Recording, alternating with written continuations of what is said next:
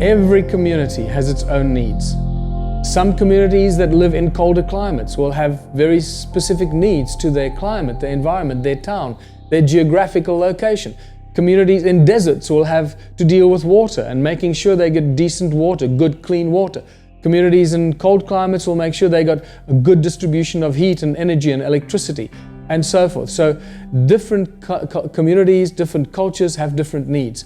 And this is why it's such a beautiful, simple system, because it's what I call a self-correcting system. It always corrects itself for the best outcome of the community.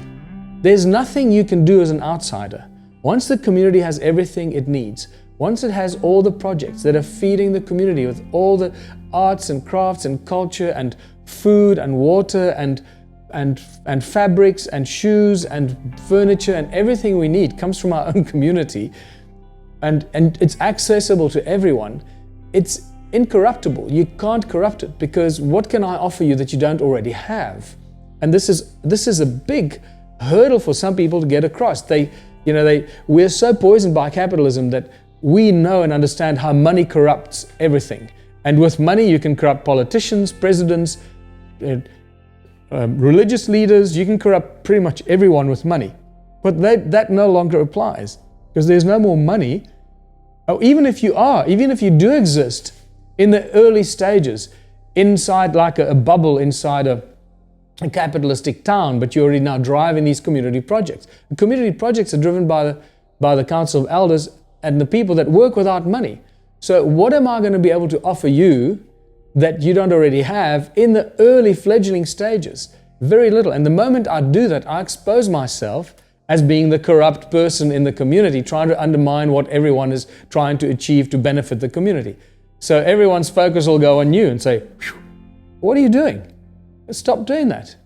And this is why these communities, because they become so transparent and everybody starts to work together, so people get to interact with each other and they really get to know more about each other, and the fear factor disappears as well the moment you start interacting and working, collaborating with people. Until now, you see that guy that lives over there. You don't know what his name is, you don't know what he does from day to day, but you see him walking around with some weird things in his garden, and you're like, what is he doing? It's like you suspect him of being some weird guy. When you realize that he's actually building a free energy device, your whole thing shifts. But you only discover that once you start working together with those people. Okay, so what comes to me immediately is that there's really again, this is a journey. We've started this journey, right? This is why it's not easy, but it's exciting, and this is it. This is what, once you get on this journey, on this path, it is a very exciting moment in your life and the process that starts to unfold. The education aspect and component of our communities is critical, but it has two components for me. And it's a continuing growing. This is a living philosophy. This is not something you put in a box and say, this is how it works, and you apply it like that, and don't step out, because that's not how life is. Be like water, my friend, as Bruce Lee said, right? Be like water. And this is everything in our lives have to be like that. Water is sacred. We've got to start emulating our lives and our communities and what we do in accordance with the laws of nature around us. And by keeping our minds open and constantly upgrading and improving and changing and adapting the way we teach our children and the way we learn skills for life in our communities is critical. So this is a sort of a two-prong approach. Firstly, with children. What do we do with children in our communities in the transitional phase? And what do we do with adults already that are already programmed and trained and in most instances pretty damaged by the current education system and the way we think? We've got to put together a whole new plan of action and a curriculum for children, education system for the children.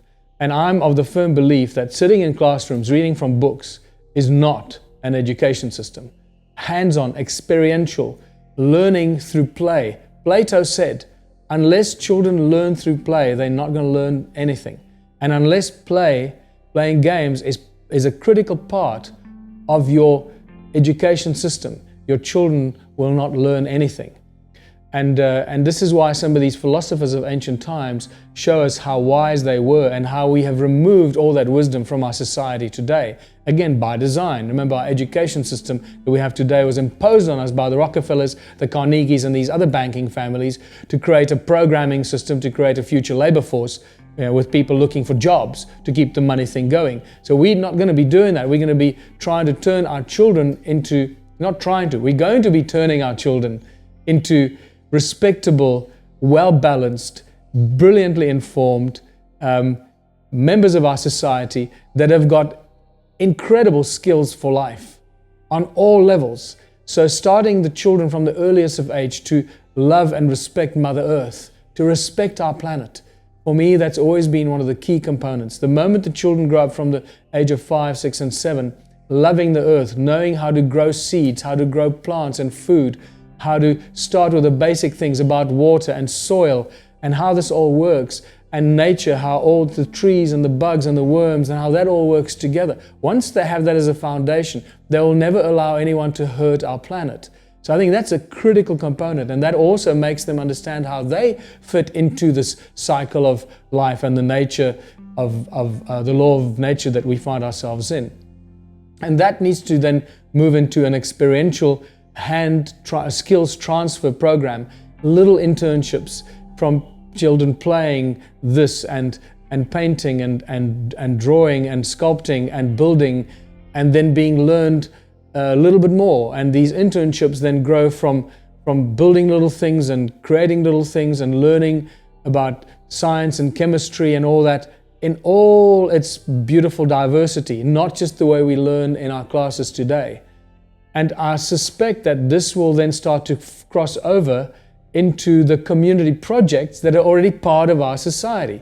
So what happens if you have a community with hundreds of community projects, from rocket science to building bridges to making cheese to baking bread to breeding fish to observing the stars to creating new communication devices to supercomputers to let your mind run wild. These are all part of our community projects. And we all work in these community projects. Well, what does that mean for our education system?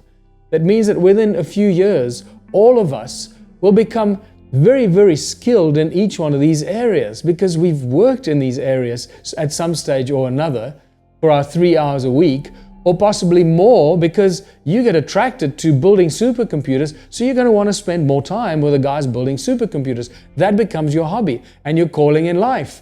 And those that want to breed horses will be drawn to breeding horses. So this is where you start building pockets of people that specialize themselves as the cells of their community into clusters of specialized cells that become the heart of the community, the lung of the community, the liver of the community, doing different specialized things for the community. That doesn't make them divide them.